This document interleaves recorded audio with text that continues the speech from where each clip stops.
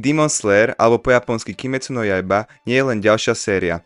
Je to epické dobrodružstvo, ktoré ťa chytí za srdce a nepustí. Predstav si, že prežiješ vyvraždenie celej svojej rodiny a jedinou prežišou je tvoja sestra, ktorá sa premenila na démona. Toto je príbeh Tanjira Kamada, chlapca, ktorý si dal jeden sľub, zničiť každého démona a nájsť liek pre svoju sestru Nezuko. Priprav sa na jazdu plnú akcie, prekvapení a neuveriteľných súbojov.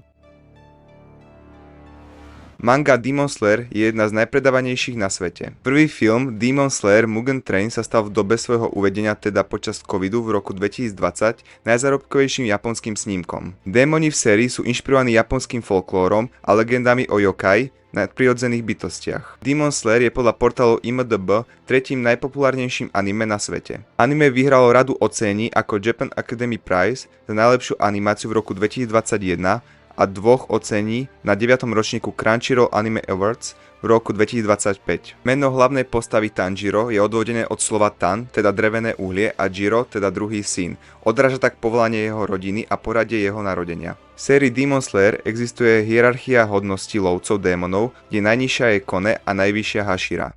A nakoniec, nový film Demon Slayer Infinity Castle, ktorý uvidíš v kinách stereo od 11. septembra, bol v Japonsku najnavštevovanejším filmom v roku 2025 a štvrtým v celej histórii krajiny. Ak ťa Demon Slayer chytil za srdce, napíš nám do komentu, ktorú postavu máš najradšej.